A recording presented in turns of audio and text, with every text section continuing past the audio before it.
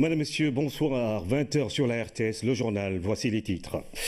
Le Portugais est en visite d'État de 2 jours au Sénégal. Le président de Sousa a été accueilli par son homologue sénégalais Macky Sall, avec qui il a eu en tête-à-tête. Marcelo Nuno Duarte Rebelo a été fait docteur honoris causa de l'université Cheikh Anta Diop de Dakar. Nous parlerons des aspects de la coopération qui s'intensifie entre les deux pays. Et puis le président Macky Sall en convergence de vues avec le khalife général des Tidjanes sur plusieurs questions d'intérêt national.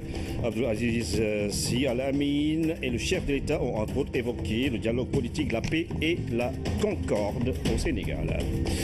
Encore des abris qui partent en flammes. Le site du Dakar de Médina Gounass a été la proie d'un incendie d'une rare violence.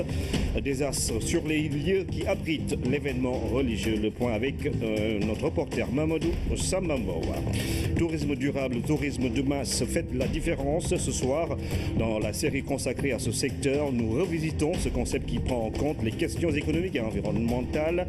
Incursion également dans les musées de Dakar. Une épidémie de méningite sévit dans la sous-région. La maladie est complexe et peut laisser plusieurs séquelles, dont la surdité. Ce soir, dans la rubrique santé, zoom sur une maladie infectieuse grave. Bonsoir à tous. Le président portugais est arrivé à Dakar en début d'après-midi pour une visite de 48 heures. Le président Marcelo de Sousa a été accueilli par le président Macky Sall. Après les honneurs militaires, les deux chefs d'État ont eu en tête-à-tête au salon d'honneur. Un point de presse est prévu ce soir au Palais de la République. Aboubakri Kane. C'est aux environs de 13 heures que le président de la République est arrivé à l'aéroport Léopold Sédar Senghor. Moins d'un quart d'heure plus tard, l'avion spécial du président portugais avait fini de s'immobiliser sur le tarmac de Dakar.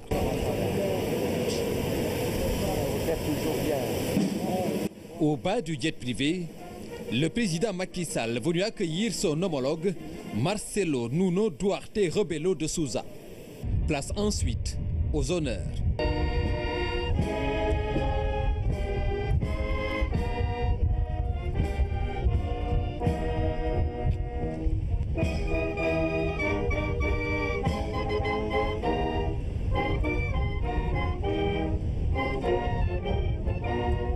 Les deux chefs d'État de passer par la suite en revue les détachements qui ont assuré les honneurs militaires. Commandant Sidi Touré, commandant le détachement commandant les honneurs, à vos ordres, Monsieur le Président. Sur place, les officiels ont également fait le déplacement pour saluer le président de Sousa. Président d'institutions, membres de gouvernement et autres personnalités du Sénégal et du Portugal étaient à l'accueil. Après cette présentation, les présidents Macky Sall et Marcelo de Sousa ont regagné le salon d'honneur pour un tête-à-tête. Un bref arrêt, après lequel le président de Sousa a quitté le pavillon présidentiel, direction un hôtel situé sur la corniche de Dakar. Le Sénégal et le Portugal, deux pays qui revendiquent des liens séculaires et une solide coopération, tant au plan politique, économique et juridique. Les deux pays ont signé beaucoup d'accords dans ces domaines, ce à la suite des différentes commissions mixtes et de la récente visite du président Macky Sall à Lisbonne. Revue de la coopération entre le Sénégal et le Portugal avec Aram Dawa. Entre le Portugal lusophone et le Sénégal francophone, même pas une barrière de langue. Le Sénégal siège depuis 2008 à la communauté des pays de langue portugaise. Un poste d'observateur signe que les deux pays en contact depuis le XVe siècle veulent renforcer leur coopération. Cette coopération est marquée au plan politique par une convergence de vues entre les deux États sur les dossiers internationaux. Au plan économique, beaucoup d'accords. Les entreprises portugaises sont présentes dans les secteurs de la réparation navale et des BTP au Sénégal. Le port de Dakar, le premier tronçon de l'autoroute à péage, l'axe Kaolack-Tambacounda, la piste principale de l'aéroport de Diass portent entre autres des empreintes portugaises. Entre les deux pays aussi, ça importe et exporte des produits halieutiques du Sénégal vers le Portugal, des matériaux de construction et produits industriels du Portugal vers le Sénégal. Lisbonne-Dakar, l'axe est aussi fort de nombreux accords sur l'éducation, la culture, l'enseignement supérieur, les sports, la communication, une coopération dans un cadre juridique également densifié. Les deux pays ont supprimé le visa pour les détenteurs de passeports diplomatiques. Ils se sont promis la protection réciproque des investissements. Le président Macky Sall, en visite au Portugal en 2015, scellait également une coopération en matière de gestion des transports et du développement des infrastructures. Les chantiers de coopération entre les deux pays sont vastes. Cette visite du président de Sousa au Sénégal est une autre opportunité de les explorer. La République du Portugal a été fait cet après-midi, docteur honoris causa, par l'Université Cheikh Anta Diop de Dakar. Le professeur Marcelo Nuno Duarte de Sousa a remercié l'Assemblée de l'université pour ce grade de plus au niveau des universités. À l'occasion de la présentation de son texte, le professeur président a axé son discours sur l'Afrique et le Portugal. Cher Mamagaya. Un professeur des universités ne quitte jamais le monde universitaire. Le président de la République du Portugal est ainsi élevé au grade de docteur honoris causa. En occupant la fonction suprême dans son pays, le professeur président reçoit ici la distinction suprême de l'université Cheikh Anta Diop de Dakar, ici à la salle des cérémonies de l'UCAD II. Le président portugais, agrégé en droit en 1989 à l'université de Lisbonne, a fait un brillant parcours universitaire. À cette occasion, l'ombre du poète président Léopold Sédar Senghor a plané sur la cérémonie. Le président Léopold Sédar Senghor, qui était élevé même au grade du même titre par l'université de Coimbra au Portugal en 1976. Le recteur de l'UCAD, Ibrahima Thioub, historien de surcroît, est revenu sur la lusitanité de la négritude senghorienne. Les patronymes da Silva, Correa, Senghor, Mendy et Gomis résonnent naturellement de leur lusitanité non équivoque. Les vocables sangria, Chiave, Caldeira ont donné dans la quasi-totalité des langues de la Sénégambie les mots Sangara, Kiadi et Kaudi. La langue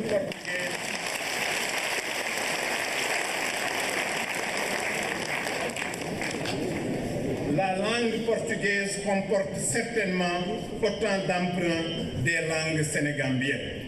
En effet, la lusitanité de la négritude était le titre du discours de Senghor à Coimbra en 1976 au Portugal. En 2017, le président Duarte de Sousa a axé son discours sur l'Afrique et l'Europe, en appel à l'humanisme universel. C'est une façon de vivre la vie. De la vivre en dialogue, en ouverture. Pourquoi est-ce que le secrétaire général des Nations Unies est un Portugais, M. António Guterres? Pourquoi? C'est un symbole de cette ouverture, de cette compréhension. Et qui est-ce qui a soutenu sa candidature depuis le premier moment? L'Afrique. Les États membres des Nations Unies appartenant au continent africain. Et quand je parle de cet appel universel, je parle de ce monde. On a besoin de cette nouvelle éthique. Une nouvelle éthique dans la vie politique, dans l'action des pouvoirs publics, dans l'activité des entreprises, dans la structuration des sociétés contemporaines, dans le respect des droits sociaux. Un discours rythmé entre tradition et modernité, un paradigme d'actualité dans lequel l'homme d'État ne devra jamais trahir l'humaniste, un appel à l'universel, une nouvelle éthique qui protège ce lien ombilical de tradition et de modernité, car le titre de docteur honoris causa ne signifie pas un passé, mais aussi un air nouveau, une ambition nouvelle, incarnée ici par deux pays, le Sénégal et le Portugal. Direction le palais de la République pour retrouver Oumar Nying et Pape Birame Ndiaye. Les deux chefs d'État portugais et sénégalais doivent tenir un point de presse. Bonsoir Pape Birame, bonsoir Oumar Nying.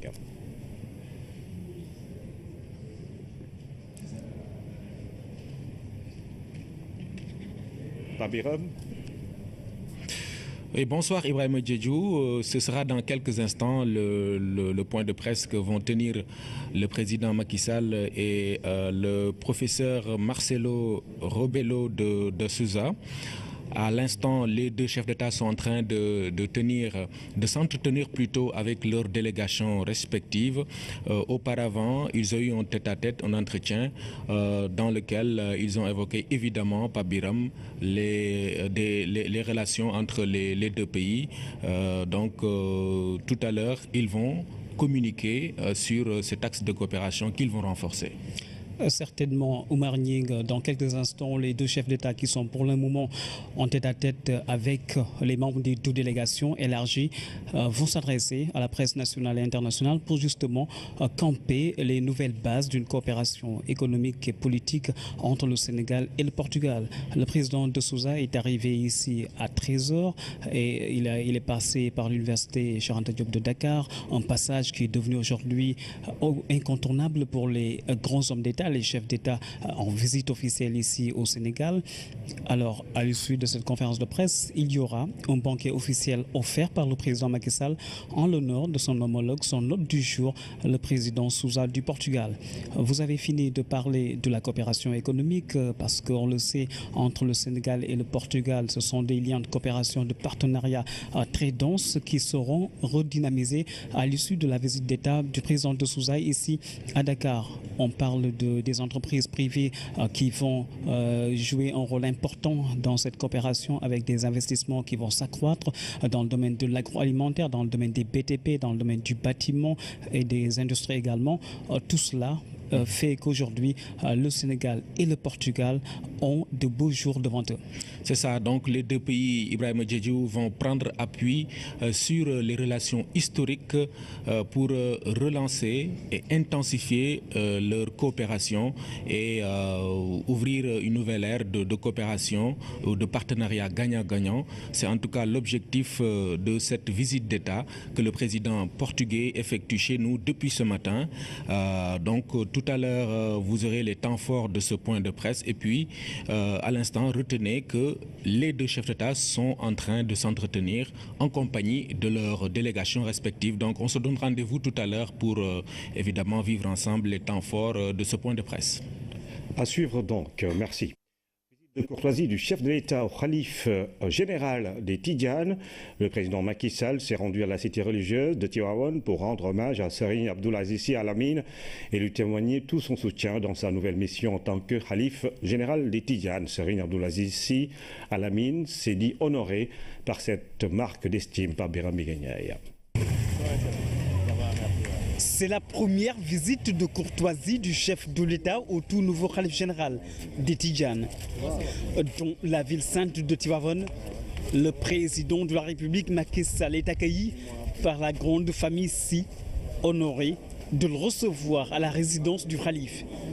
Après avoir hérité du khalifa suite au rappel à Dieu de Serigne Cheikh Ahmed Tidiane Sy Al Maktoum, Serigne Abdoul Aziz Sy Al Amine reçoit le président Macky Sall dans ses appartements privés pour un premier tête-à-tête dans ses habits de khalife général des Tidjanes. À travers ce geste, le chef de l'État rend hommage à cet homme de Dieu multidimensionnel, véritable régulateur social.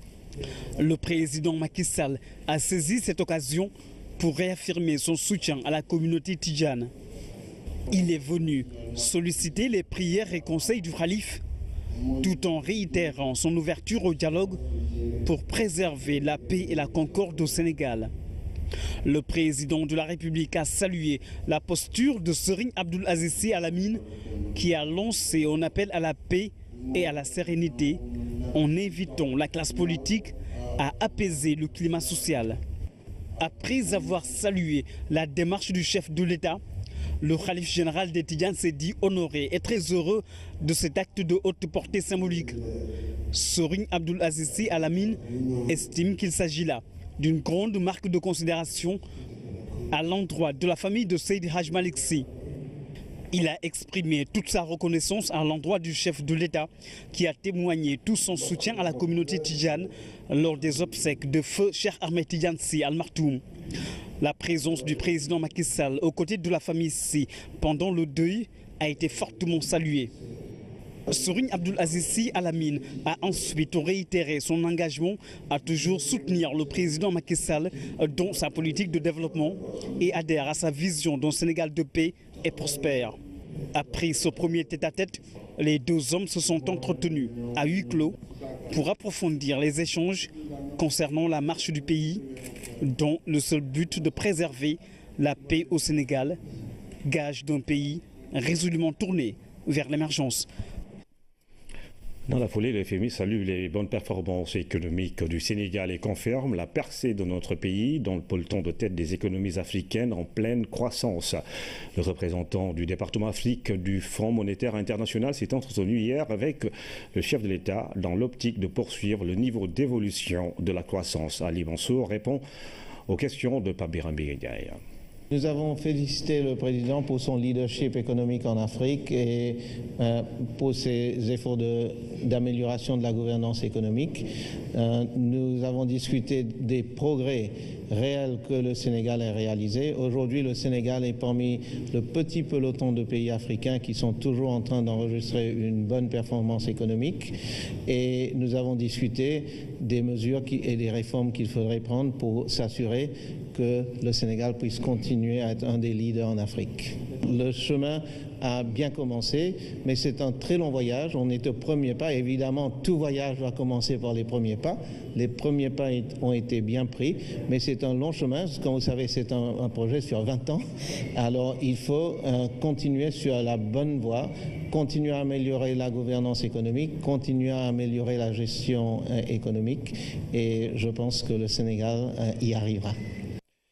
Et puis le FMI salue le programme de bourse familiale initié par le gouvernement sénégalais pour la mission du FMI qui séjourne à Dakar. Les bourses de sécurité familiale sont un excellent moyen de soutenir la population. La mission du FMI a formulé des recommandations pour créer plus d'emplois dans le privé et mieux rationaliser les dépenses. Abibou Mbaye. Quand la porte du FMI s'ouvre pour le Sénégal, les bonnes notes sont distribuées sur la gestion économique et une croissance maîtrisée.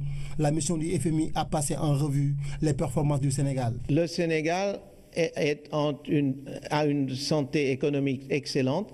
Le Sénégal est parmi un petit peloton de pays africains qui, en dépit des problèmes qui secouent le continent, a atteint une bonne croissance, mais au-delà de la croissance, le budget se comporte bien. Les réformes des dernières années apportent des résultats. Plus de dépenses sur l'éducation, plus de dépenses sur la santé. Il y a des bons résultats sur lesquels construire. Pour le FMI, la croissance du Sénégal, au-dessus de 6% en 2 années consécutives, est tirée par l'investissement public. Il faut que le privé prenne le relais en créant plus d'emplois. Les bourses familiales sont un excellent moyen de soutenir ceux qui ont un besoin pendant une période de transition. Mais la solution à long terme, c'est comment créer des emplois rémunérateurs, surtout pour les jeunes. Et c'est sur ça que maintenant il faudrait qu'on mette de l'attention. Les efforts du gouvernement dans les dernières années ont amélioré la gouvernance économique, ont amélioré la gestion de l'économie. Maintenant, c'est une question pour s'assurer que la croissance qui commence est durable et partagée. C'est une question maintenant de voir comment créer l'espace pour que des PME puissent non seulement émerger, mais avoir une croissance afin de créer les emplois qui vont justement permettre aux gens de pêcher au lieu d'avoir des poissons.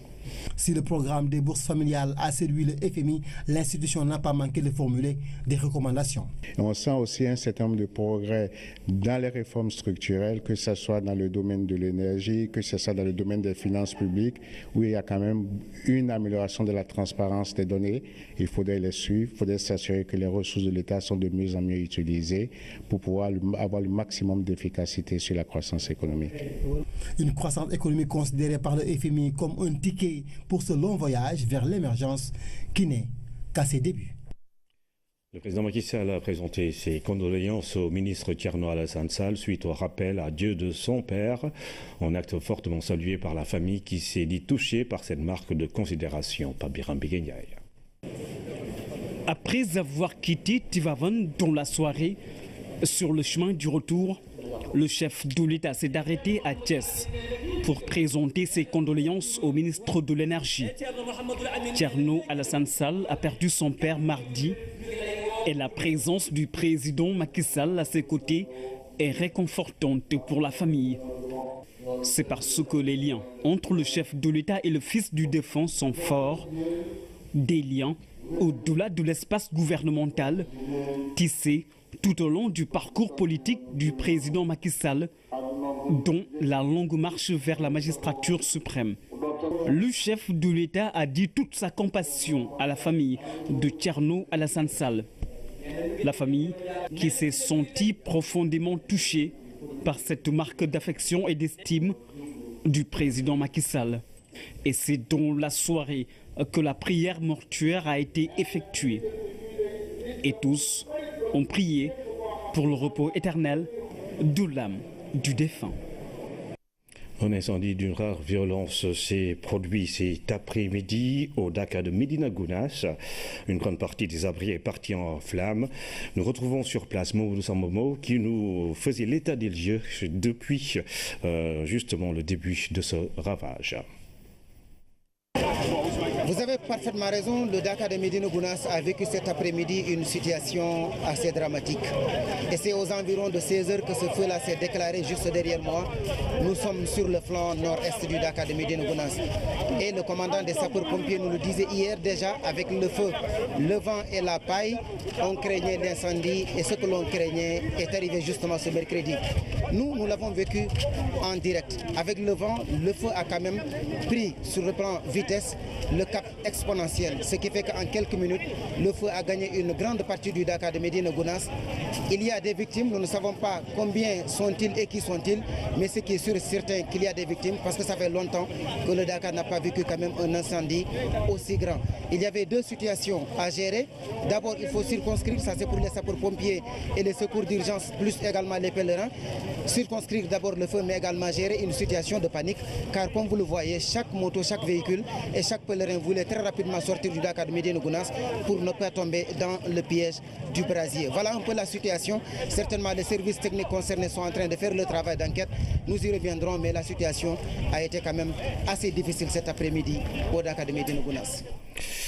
Alors, justement, Mamadou Sambomo va revenir sur tout cela. Nous parlons du tourisme durable. À quoi renvoie cette notion? Différent du tourisme de masse, l'activité prend en charge des impacts sociaux et environnementaux actuels et futurs. Il intègre deux facteurs, indiquent les spécialistes, le microtourisme et les zones intégrées. Les détails dans ce reportage de Khadi Kamara. Le parc zoologique de Han est un exemple type de tourisme durable. Il y a de la faune avec une variété d'animaux, de la flore avec plusieurs catégories végétales, mais aussi les touristes qui viennent visiter ainsi que les populations qui en tirent profit autour d'activités comme le petit commerce ou la restauration. Quand on parle de tourisme durable, ça se fait effectivement dans les aires protégées comme on les appelle. Et le pourquoi de la création de ces aires, il y a deux concepts fondamentaux. Un, c'est le développement des activités touristiques. Et le deuxième aspect important, c'est la conservation de la biodiversité. Ça nous permet quand même de concevoir, dans le cadre du développement du tourisme durable, les emplois verts dans le parc. Là, nous reviendrons justement sur ce sujet de Khadi Kamara, direction du Palais de la République, où les deux chefs d'État, portugais et sénégalais, vont s'adresser à la presse nationale et internationale. Le président portugais qui effectue depuis ce matin une visite d'État au Sénégal, Biram Oumar Gningue, bonsoir.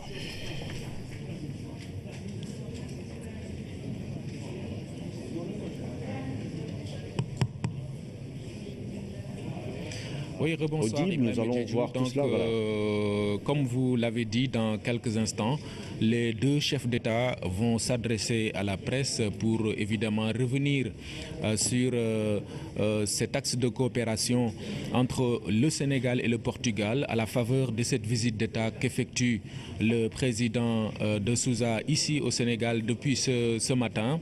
Donc la presse est en train donc de s'affairer, de se préparer pour accueillir donc les deux chefs d'État. Vous voyez les pupitres sur ces images derrière lesquels il y a les drapeaux des deux pays, Pape Biram. Donc dans quelques instants, ce sera un grand moment de communication des deux chefs d'État sur donc, la coopération bilatérale. Et oui, les caméras sont braquées sur les deux pupitres qui vont recevoir dans quelques instants les deux chefs d'État, le président Macky Sall et son homologue, le président de Sousa, pour une conférence de presse conjointe pour parler de ces axes de coopération qui vont être noués entre les deux pays. C'est bien évidemment l'arrivée des deux chefs d'État pour s'installer et faire face à la presse nationale et internationale dans un tout petit instant. Bonsoir à tous. Priorité au direct et on va écouter Monsieur le chef de l'État, le président Macky Sall. Je voudrais vous réitérer mes souhaits de bienvenue à vous et à votre délégation et vous redire tout le plaisir que nous avons de vous accueillir ici à Dakar. Je tiens également à vous féliciter, Monsieur le Président, chaleureusement pour le titre de docteur honoris causa de l'Université Cheikh Anta Diop de Dakar vient de vous décerner. L'Université Cheikh Anta Diop, qui porte le nom d'un éminent égyptologue et panafricaniste sénégalais. Cette université a été créée en février 1957, mais sa gestation remonte à 1918 avec la création d'une école africaine de médecine, première amorce d'un enseignement supérieur en Afrique francophone.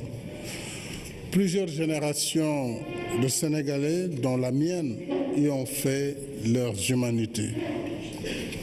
Je signale que le président de Sousa est un éminent professeur spécialiste du droit constitutionnel et du droit administratif.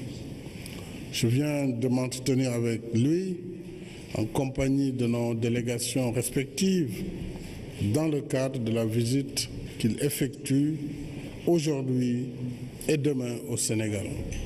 Et cette visite, après celle que moi-même j'ai effectuée au Portugal en septembre 2015, illustre notre volonté commune, forte, de consolider et d'élargir les relations d'amitié et de coopération qui unissent de longue date nos deux pays.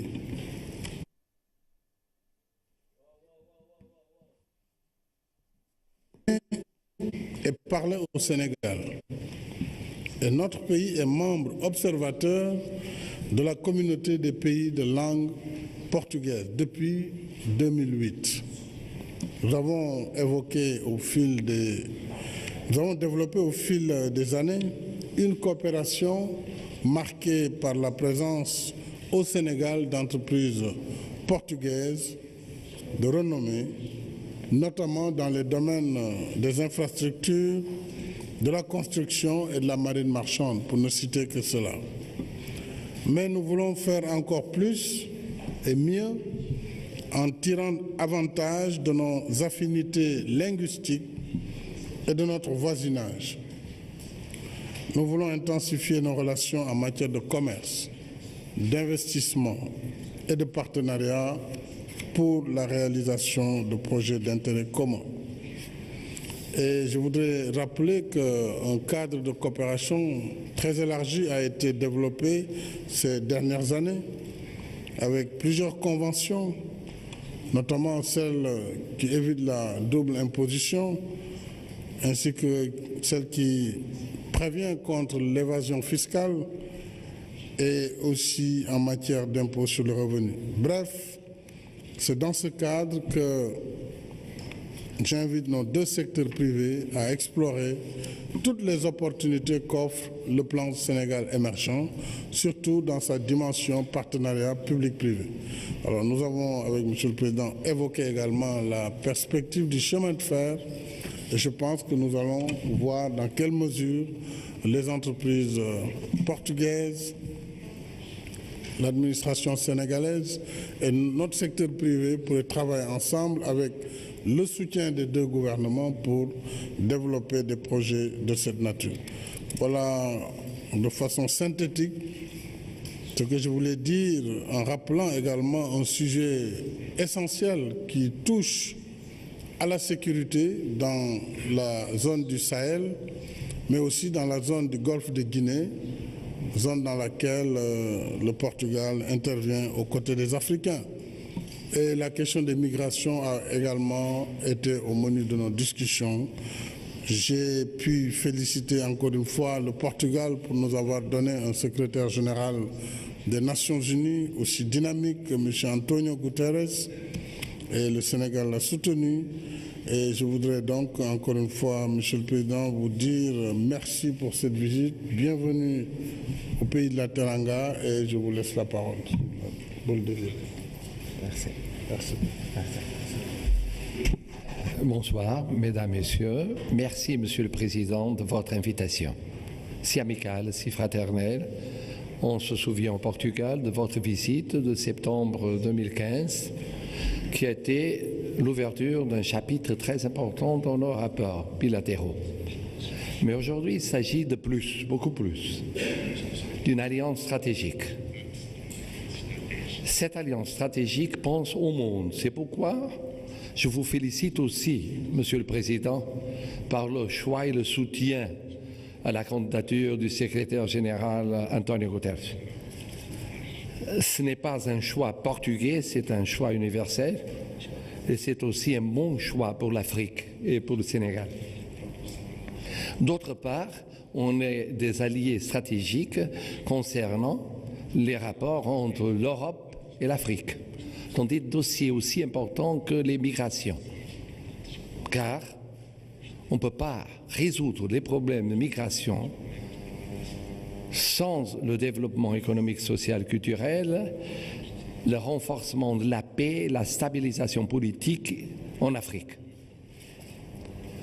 On travaille ensemble au Golfe de Guinée.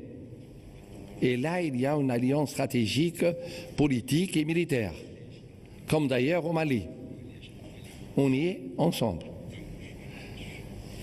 Et vous savez, comme c'est très important, cette vision multilatérale dans le domaine des rapports entre Européens et Africains.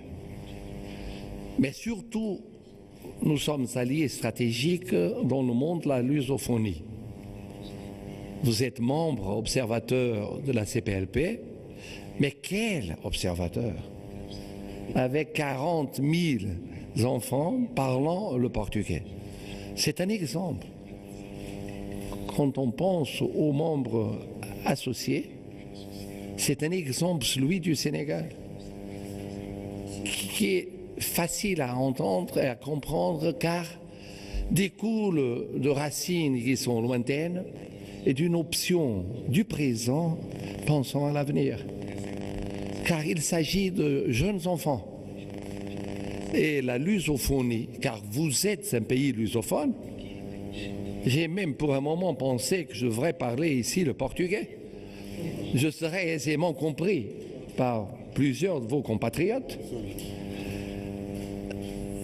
Ça représente une alliance stratégique, pas seulement politique, militaire ou même économique, mais culturelle. Et ces alliances-là, elles durent très très longtemps. D'autre part, il y a les rapports bilatéraux dans le domaine économique.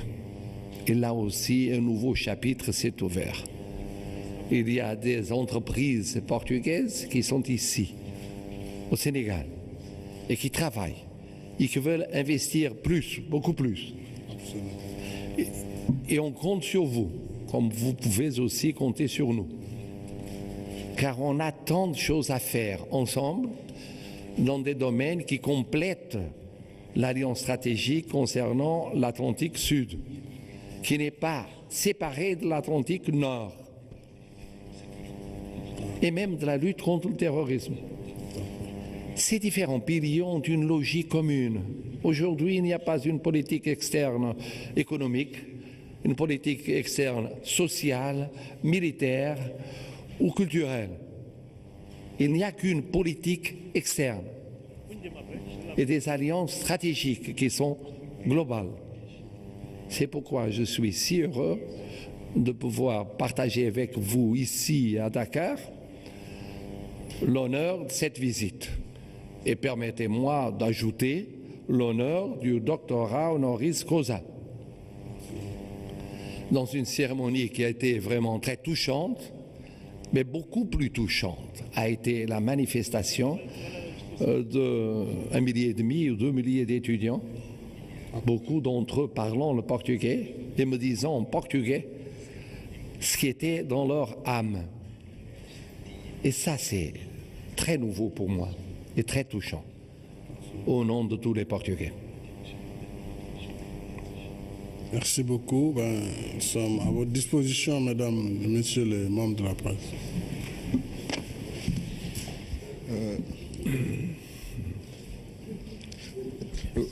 Voilà. Bonsoir, Monsieur le Président. Moi, c'est Abdou Karim Diarra. Je suis journaliste, le rédacteur en chef Le Témoin. La question s'adresse à vous deux. En septembre 2015, vous avez fait une visite officielle au Portugal avec la signature de plusieurs accords sur le domaine des infrastructures, le domaine des transports et dans d'autres domaines. Je voulais vraiment, s'il est possible, d'arriver à une synthèse de ce qui a été fait pas entre les deux pays en termes de projets réalisés de 2015 jusqu'à aujourd'hui. La seconde question s'adresse peut-être au président portugais. C'est vrai, le Portugal a une relation séculaire avec le continent africain. Et aujourd'hui, même pas 2 ans, vous venez visiter le Sénégal. Est-ce à dire que le modèle de développement ou le modèle de démocratie sénégalais, au-delà des aspects culturels que nous lient, c'est un modèle dont vous avez, qui vous fait un plaisir, mais surtout que vous voulez que ce modèle soit un modèle, une porte d'entrée pour le Portugal dans le continent africain. Je vous remercie. Merci. Merci, M. Diarra. Alors, je voudrais dire que c'est une question qui devrait s'adresser plus au gouvernement qu'au chef d'État, puisque vous nous demandez un peu de faire le bilan exhaustif et concret de cette coopération pendant ces 2 dernières années. Ce que je peux vous dire, c'est que le cadre de coopération a été élargi. Et d'ailleurs, avant la fin 2017, les 2 ministres des Affaires étrangères vont présider la grande commission mixte entre les 2 pays. Mais déjà, les secteurs privés travaillent au quotidien. Et nous avons des échanges qui sont en augmentation. Comme je vous l'ai dit, le Sénégal importe beaucoup de matériaux de construction, mais aussi des produits manufacturés, de la machinerie. Et nous exportons des productions halieutiques. Nous-mêmes, nous essayons de diversifier nos exportations vers le Portugal et vice-versa. Là, nous voulons travailler maintenant dans le domaine de l'investissement et dans le domaine des partenariats publics-privés, où plusieurs secteurs ont été ciblés, notamment le secteur de l'énergie, le secteur des télécommunications, même de l'espace. Quand on parle de l'espace, on pense aux satellites dans les domaines de la télécommunication ou alors de l'application dans des secteurs comme l'agriculture. Donc je veux vous dire simplement que la coopération est bonne, elle se porte bien, elle se développe, elle se diversifie. Alors pour le reste, nos ministères du Commerce peuvent donner les chiffres exacts des échanges, ou en tout cas l'APIX qui est en charge de la promotion des investissements pourra vous donner des chiffres si vous le désirez. Monsieur le Président. Merci, Monsieur le Président. Si vous me permettez, j'ajouterai quelque chose à votre réponse. Comme tout dans la vie, il y a 2 phases. La première phase, c'est la phase des cadres juridiques, des accords internationaux. La deuxième phase, c'est des projets concrets. Alors, on a commencé par le début. Et Monsieur le Président a mentionné différents accords très importants qui ont été signés. On est entré maintenant dans une deuxième phase. C'est la phase des projets. Des projets dans l'espace, dans la mer, dans les océans, dans l'industrie, dans la coopération commerciale, dans le digital. Et ça va s'élargir. Et tout ça est très récent, mais va très vite. Absolument. Deuxième question, vous avez raison, le modèle sénégalais est singulier. Il est singulier en Afrique et dans le monde. Parce que d'une part, c'est un modèle d'équilibre entre le développement économique et la stabilité politique. Dans une situation de paix, de sécurité, mais en même temps d'ouverture au monde. Et là, je l'ai dit aujourd'hui à l'université, on est à peu près semblables. Ça veut dire les Portugais et les Sénégalais. On est des peuples, des nations et des États ouverts au monde, aux régions où nous sommes, au continent où nous sommes dans une certaine mesure, mais pensons à tout le monde, dans une vision humaniste. Penser à la situation de l'Atlantique, c'est penser à différents continents. Ce n'est pas juste le continent africain ou européen, ce sont les Amériques. C'est l'équilibre et la sécurité et la construction de la paix. Et ce modèle, c'est un modèle singulier. Et c'est pourquoi c'est un bon exemple à connaître et que nous acompagnons de très près avec une amitié fraternelle. Merci. Boa noite, Inês de Lima, da agência Lusa.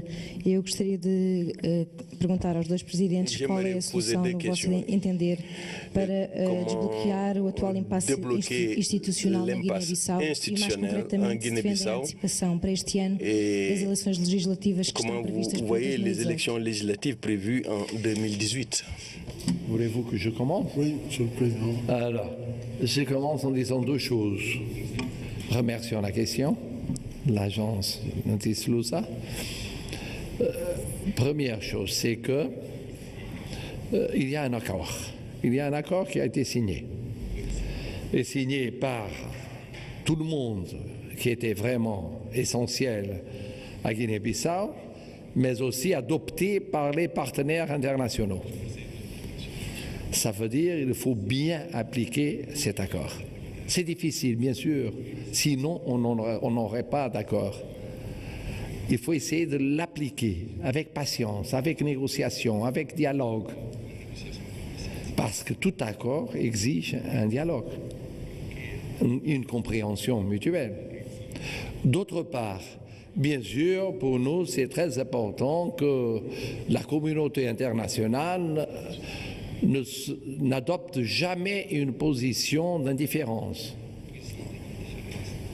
Alors la présence de la communauté internationale est aussi un effort, une contribution positive pour la stabilité, le développement politique, économique et social de ce pays, qui est un pays frère au sein de la CPLP, et qui est aussi un pays qui a des affinités électives avec le Sénégal qui sont très très bien connues.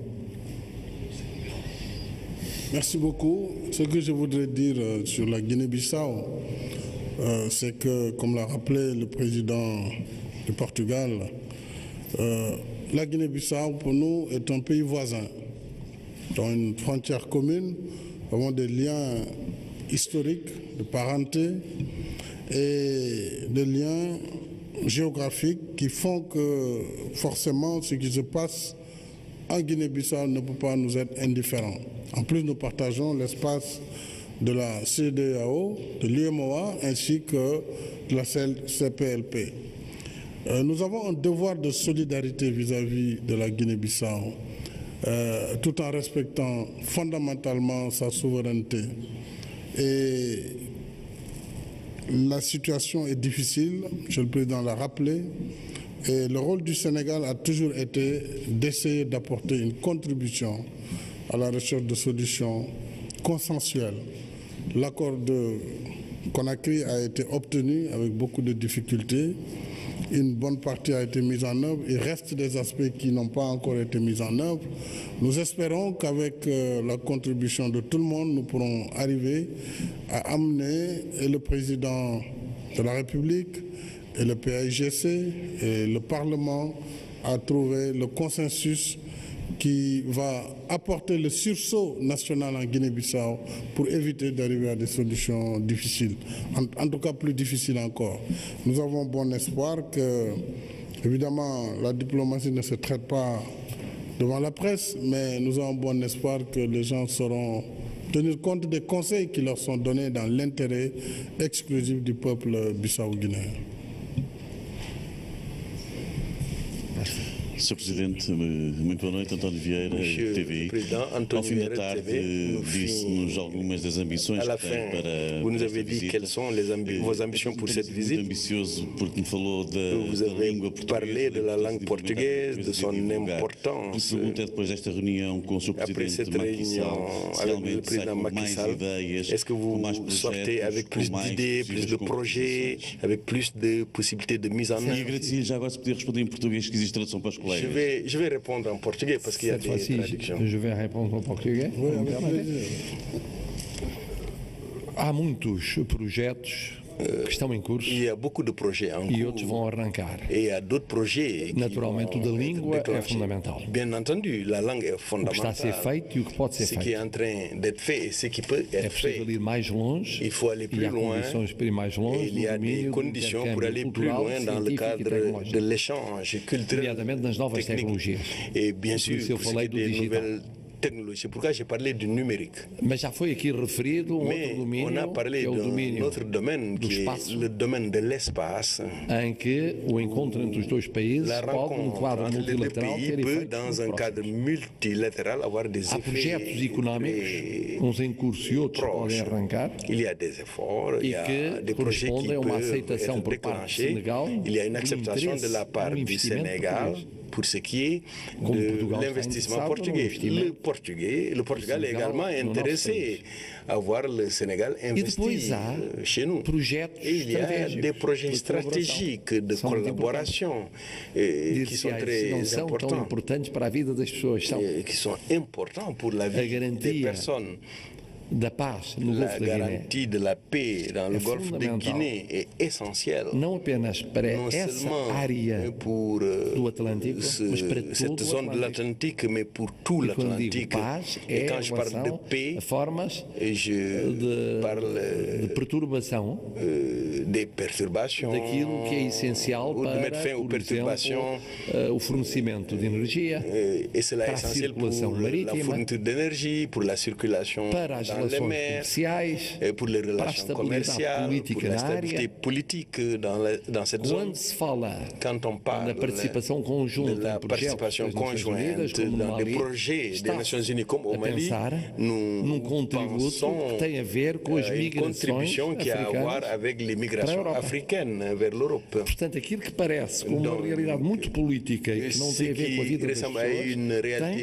com a vida das pessoas, tem a aussi à voir avec la vie des gens, avec les économies de la société, avec les conséquences sociales liées à l'instabilité et à l'insécurité. Je suis à RFM Dakar. J'ai des questions pour le président de la République du Sénégal. Le président portugais qui publie dans Wikipédia la rémunération qu'il gagne, c'est-à-dire 6 523 €. Est-ce que le Sénégal, pour des questions de transparence aussi, peut s'inspirer de ces modèles? L'autre question, Monsieur le Président, au moment où nous sommes là, le Dakar de Médina est endeuillé, on parle de plus de 10 morts déjà. Quelles précautions le Président peut prendre pour éviter ce genre de sinistre? Je vous remercie. Je vous remercie. Alors, vous m'invitez à décliner le salaire du Président de la République du Sénégal. Vous ne serez pas surpris parce que, d'abord, c'est un salaire qui a été plafonné. Je rappelle qu'en 2012, lorsque j'ai été élu président de la République, j'ai pris un décret qui plafonnait l'ensemble des salaires au Sénégal et aucun de ces salaires ne dépassait 5 millions de francs CFA, ce qui est peut-être, je ne sais pas combien en euros, 7 500 €. Peut-être c'est un peu plus que le salaire du président portugais, mais enfin, c'est pas... non seulement pour le président de la République, mais pour toutes les institutions et pour tous les directeurs généraux, en tout cas du secteur public. Aucun salaire au Sénégal, je le répète, depuis 2012, ne dépasse les 5 millions de francs CFA. Voilà. Je pense que nous avons déjà largement évoqué cette question et le décret a été même publié à l'époque. Donc nous n'avons pas de problème de transparence.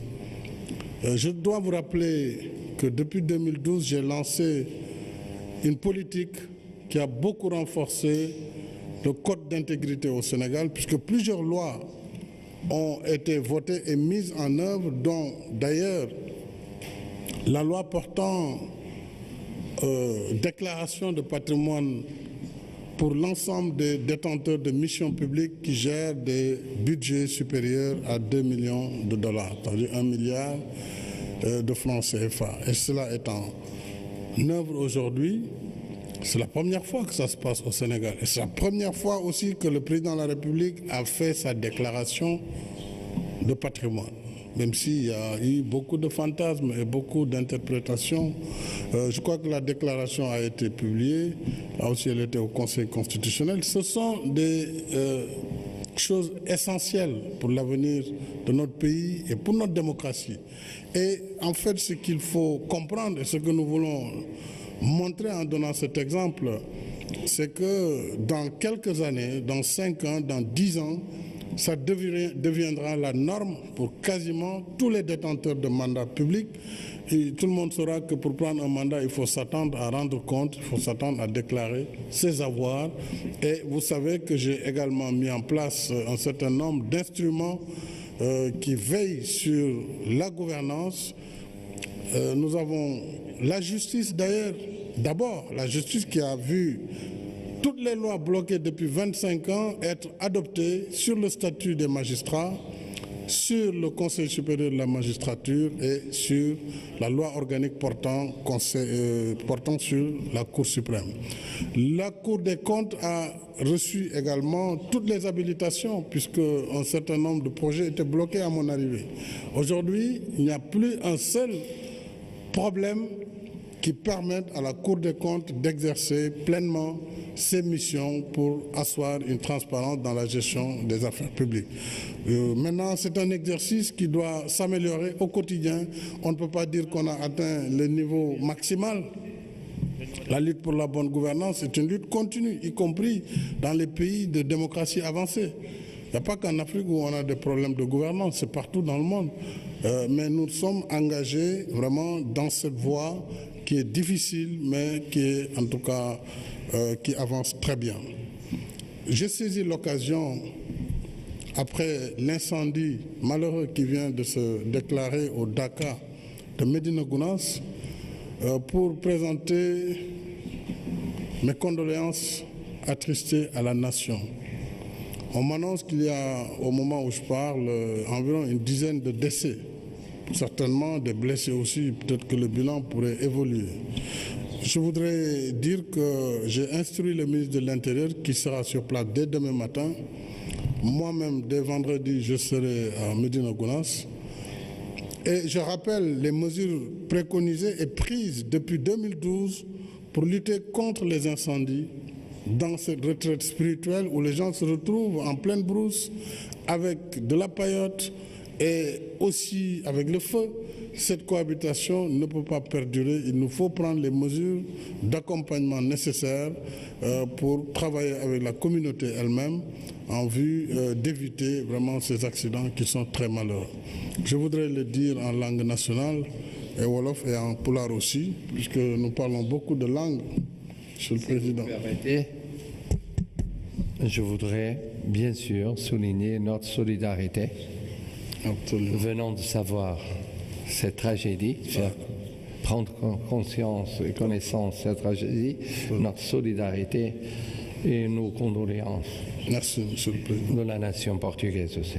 Merci beaucoup. Kon maa ngi profito ci ndaje mi pour di mettitlu lakk bi am ci Médina Gounass saa yu Dakar amee gouvernement bi dina jël matukaay yépp liggéey ci ak organisateurs yi waaye gis nañu ne ba tey conditions yi doyagul ba tax na léeg-léeg ay daay dina fa am ay lakk-lakk dina fa am lakk bu metti am na fa tey jii ci ngoon gi waxtu wi ñuy wax lu toll ci fukki nit déjà faatu nañu ci muy lu 10 muy lu tiis itam maa ngi indi njaalu Sénégal yëpp di ko jëmale ci communauté bu Medina Gounass di ko jëmale ci xalif bi di Thierno Amadou Tidiane Ba ak mboolem communauté bi nga xam ne ñoo seq Dakar bi maa ngi fàttali it ne jëloon nañu déjà ay matukaay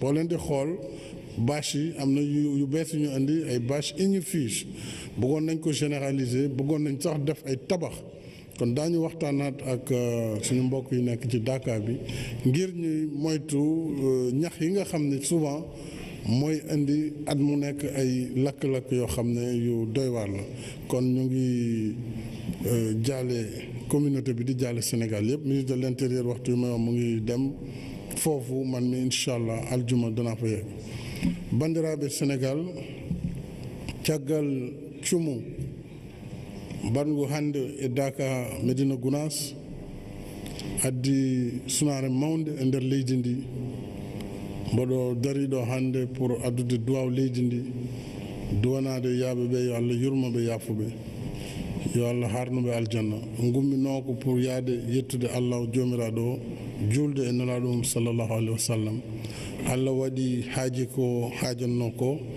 eɗen duwono khalifa o Ceerno Amadou Tidiane Ba e sernaɓe men e bandiraɓe men mboɗo andina tan laamu ngu liggima te ma ɓeydu liggey mum haalde hen e joguiɓe dental ngal mbere ƴeewen noon liggorte ha ko wayni wasa hewde ɗum noon oɗo saaha ko koɗo mawɗo joguimi ɗo woni président mo Portugal kankone o addi duwaw leydi makko mboɗo duwano yaaɓeɓe yo Allah yurmoɓe yaafo mboɗo duwano dental ngal foof allahumma salli ala sayyidina Muhammadin wa sallam merci. Prière donc pour terminer cette conférence de presse que le président de la République a tenue de façon conjointe avec son homologue portugais, le président de Sousa. C'était pour revenir en dernier point sur l'incendie au niveau de Medina Gounass et présenter ses condoléances et celles de la nation. Suite à cet incendie qui a eu lieu sur le site sur place, sur ce lieu de retraite. Le président de la République, Pape Biram, a présenté ses condoléances suite à cet incendie qui a fait une dizaine de morts et condoléances à la famille religieuse sur place, au khalife, mais aussi à la communauté de ce Dakar. Mais il y avait également d'autres points qui concernent cette fois la coopération bilatérale que les deux chefs d'État comptent intensifier. Oui, faire plus et mieux, c'est le maître mot justement de cette conférence de presse. Ce qu'il faut retenir à l'issue de cet exercice face à la presse nationale et internationale, c'est que les deux chefs d'État ont pris l'engagement d'intensifier la coopération économique, accroître le volume des investissements entre le Sénégal et le Portugal. Les deux secteurs privés également du deux pays sont invités à explorer les projets du plan Sénégal émergent. C'est également important pour les deux chefs d'État de tisser ces liens de coopération au niveau des programmes d'action, de développement, ça et là, pour justement toucher du doigt les priorités des populations. Les PPP également, les projets, les partenariats publics-privés également seront de la partie pour permettre justement à plusieurs secteurs de s'intensifier. L'autre sujet également évoqué par les deux chefs d'État, c'est au niveau de la proximité linguistique entre le Sénégal et le Portugal. Proximité linguistique, on le sait, 40 000 étudiants sénégalais parlent portugais et cela constitue véritablement un atout pour le Sénégal dans le cadre justement de ce renforcement de la coopération entre le Sénégal et le Portugal. La proximité linguistique, la proximité culturelle, tout ça fait qu'aujourd'hui les deux pays sont proches et veulent intensifier leur coopération. C'est ça. Donc Ibrahima Diédhiou, vous l'avez vécu en direct avec nous, cette conférence de presse conjointe des deux chefs d'État, dans laquelle conférence de presse ils ont évoqué cette alliance stratégique. C'est bien ce qu'il faut retenir. Ils entendent bâtir une alliance stratégique sur la base évidemment de tout ce qui lie les deux pays en termes de passé, d'histoire et comme Pape Biram vient de le rappeler, c'est une alliance stratégique qui touche pratiquement tous les domaines pour effectivement faire de cette coopération une coopération exemplaire basée sur le gagnant-gagnant, un partenariat donc que les deux chefs d'État, le président Macky Sall et son homologue de Sousa, vont donc intensifier. Et qui va se diversifier aussi avec les secteurs de l'énergie, des télécoms, des satellites, de l'agriculture. Voilà. C'est important pour le Sénégal justement de franchir un cap dans le secteur des télécommunications. Le président l'a dit, les satellites, c'est jusqu'ici quelque chose d'assez inaccessible pour les pays africains avec l'apport du Portugal. Il y a également des pistes de réflexion en termes de coopération à ce niveau-là qui peuvent permettre au Sénégal d'aller de l'avant et d'attaquer le satellite, pourquoi pas. Absolument, oui, il faut oser. Donc il a une stratégie qui va toucher tous les domaines. Ibrahim Djedjou, c'est donc ce que veulent les deux chefs d'État. Ils l'ont dit devant la presse et vous l'avez vécu avec nous en direct. Merci, on vous rend l'antenne pour la suite de votre journal. Merci Pabira Mbigania et Oumar Nying, les chefs d'État portugais et sénégalais qui tenaient donc un point de presse. Ils ont également évoqué la situation en Guinée-Bissau et les futures élections législatives.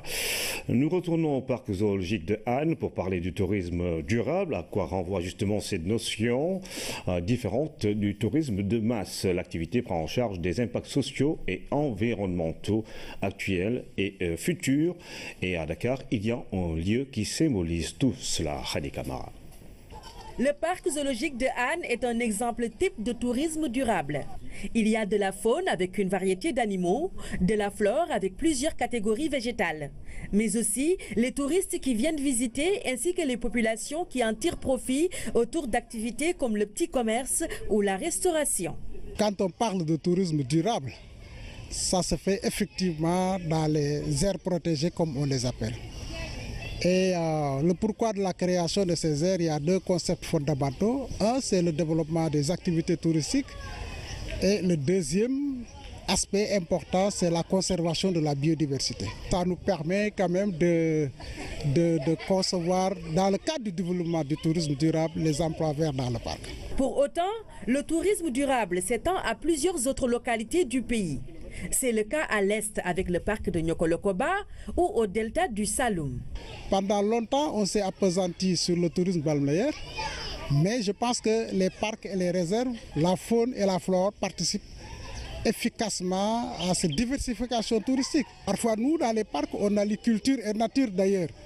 Vous allez au Nyokolokoba, les gens, à partir de maintenant, visitent le parc et en même temps visitent le pays Bassari au plan culturel. En fait, le tourisme durable est caractérisé par plusieurs aspects: social, économique et surtout environnemental.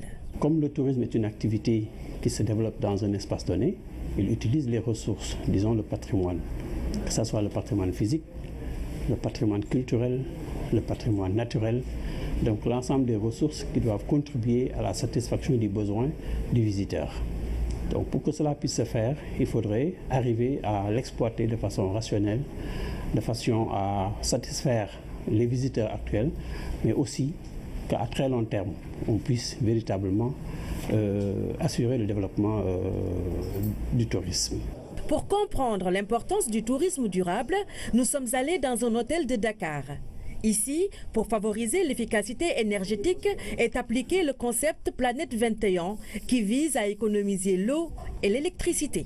Dans le nouveau référentiel, il y a plusieurs normes qui tiennent compte de ce développement durable. C'est pour amener un peu ces hôteliers à tenir compte de tout ça, pour améliorer la qualité des infrastructures et des services. Et qui dit service, dit être humain, dit donc un back-office ou bien un front-office. En adoptant le tourisme durable, le Sénégal s'inscrit dans une logique de diversification. Aujourd'hui, l'offre ne doit plus se limiter au balnéaire, à la découverte ou à la culture. Et que dire des musées qui sont un lieu de préservation du patrimoine culturel et historique du Sénégal? Ils sont plus fréquentés par les touristes que par nos compatriotes. Constat de notre reporter Fatimata Banelba. Vêtements et mode au Sénégal, sujet choisi par ce groupe d'élèves allemands et sénégalais. Et pour cerner le thème, quoi de mieux qu'un tour au musée de la femme Henriette Bathily? Les Allemands qui sont là, à chaque fois qu'ils viennent, nous avons un thème. Et le thème, c'est sur l'habillement, la mode. Donc c'est ce qui nous a poussé à venir visiter le musée.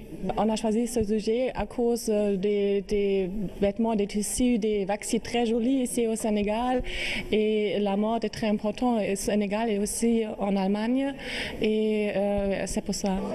Lieu de rencontres et d'échanges culturels, le musée est avant tout un gardien de l'histoire. Il éduque. Malheureusement, les Sénégalais ne le visitent pas souvent. Je viens, mais pas très souvent aussi. Parfois, c'est le temps qui m'en empêche. Et c'est très intéressant de visiter des musées, vu que ça nous permet de nous instruire. Le Sénégalais n'a pas cette culture parce qu'il ne sait pas ce qui se passe. Mais moi, je trouve que c'est très intéressant. Ensuite, ça nous permet d'être en contact permanent avec notre culture. Par exemple, aujourd'hui, j'ai découvert des choses que je ne connaissais pas. Il n'y a pas de statistiques réelles sur la fréquentation des musées. Les visites varient selon les événements, disent les gérants. Parce qu'à Gorée, nous étions plus visités par les élèves qui étaient venus avec leurs enseignants que par des adultes. Ici, à la place de Souvenir, nous recevons plus de visiteurs adultes, soit des groupes de femmes ou bien des personnes adultes simples qui viennent visiter le musée. Mais nous recevons plus les touristes, les autres pays étrangers. Pour le public sénégalais, la fréquentation n'est pas assidue, sauf si on est obligé d'aller au musée, c'est-à-dire le public scolaire. Parfois, selon les saisons, nous pouvons avoir plus d'une trentaine de visiteurs par jour, parfois une centaine. Il y a des jours où on a pratiquement une dizaine de visiteurs toute la journée. Certains misent sur le partenariat et la communication pour amener le public à fréquenter les musées. C'est le cas à Boribana, aujourd'hui en phase de réhabilitation par l'État. Nous, dans notre plan d'action, c'est promouvoir le musée, faire que le musée soit fréquenté par les communautés, les écoles, les universités et aussi les artistes. Donc c'est dans les stratégies et les mécanismes à mettre en œuvre dans le plan de communication qui vous aident à valoriser le musée. Nous faisons des projections de films, nous faisons des ateliers avec des enfants les mercredis et les after-work les vendredis. La particularité du musée Boribana, on a un restaurant et ce restaurant est fréquenté. D'autres élaborent des stratégies de mise en relation. On ne se limite pas seulement à travailler l'espace du musée, donc l'espace des collections. On mise également sur le jardin botanique. Nous avons initié un workshop qui consiste à collaborer avec des établissements scolaires, universitaires, design, architecture, pour voir comment ces objets peuvent être montrés dans leur environnement et avec quel procédé. L'une des originalités des musées au Sénégal, c'est ce bus. Les forces armées l'appellent musée au bus. Sa mission, faire le tour des établissements scolaires pour informer sur l'histoire des tirailleurs sénégalais. Comme quoi, toutes les stratégies sont bonnes pour que les Sénégalais s'habituent au musée. Reportage dans le cadre de la série consacrée au tourisme au Sénégal demain. Atteindre l'autosuffisance en lait ou tout au moins réaliser 80% des objectifs à l'horizon 2035, c'est l'objectif de l'État dans le sous-secteur laitier, selon le ministre de l'Élevage et des Productions Animales. Aminata Mengueniaï est l'invité de l'émission Le Point. Il revient ce soir sur cette opération d'envergure de commande de 2077 plutôt génisses gestantes pour booster la production laitière. La voici sur les perspectives qui s'attachent à un tel projet. L'objectif premier de ce projet, c'est que dans le cadre du plan Sénégal émergent, nous avons 4 grands projets, parmi lesquels le Prat de lait, le projet de développement de la filière laitière. Et dans le cadre de ce projet, nous voulons augmenter notre production laitière. Parce que vous l'avez dit, au Sénégal, on importe à peu près jusqu'à entre 60 et 65 milliards donc, de lait par an. Et c'est la raison pour laquelle on est en train de nous organiser pour voir comment résorber le gap qu'il y a, parce que seulement la moitié de la production est importée. L'autre moitié, c'est produit par le système extensif, mais également par les producteurs intensifs de lait, qui sont dans l'intensification.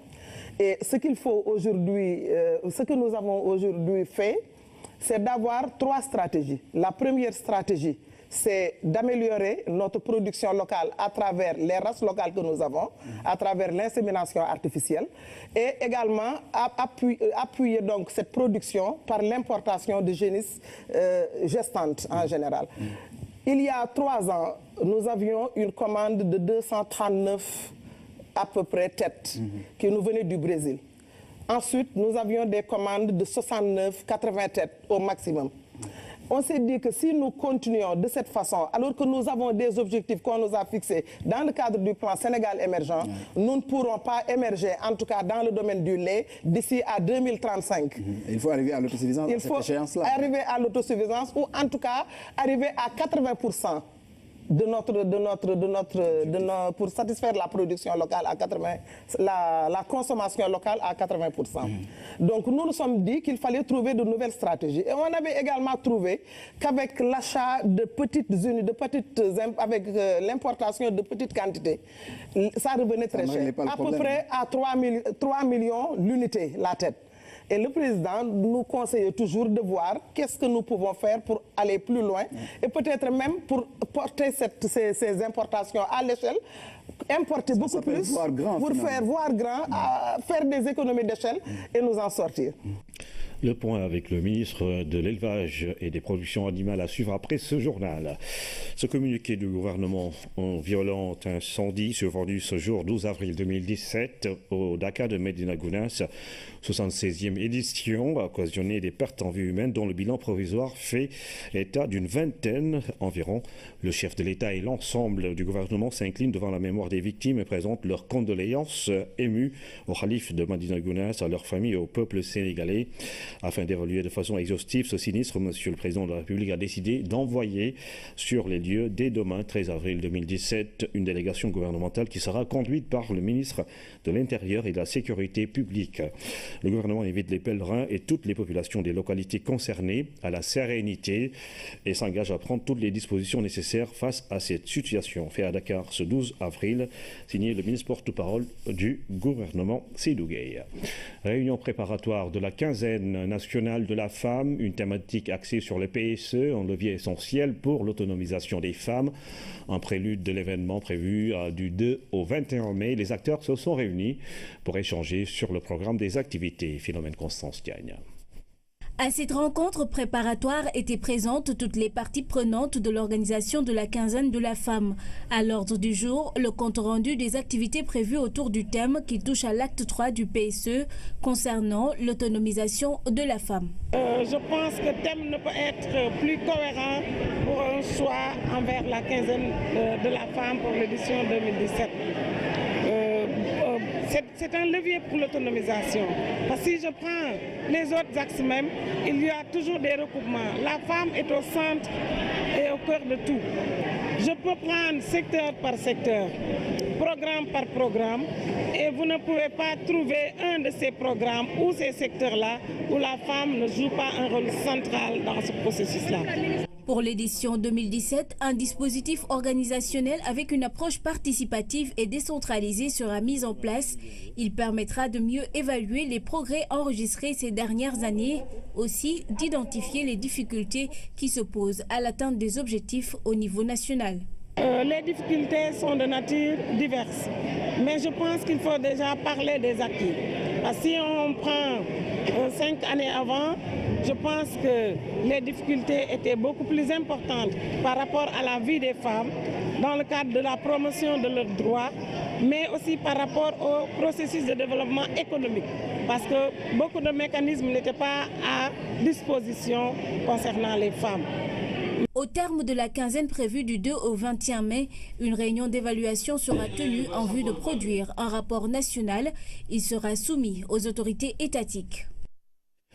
L'actualité dans la sous-région est marquée par une épidémie de méningite qui prévaut justement dans plusieurs pays et c'est ce que pousse la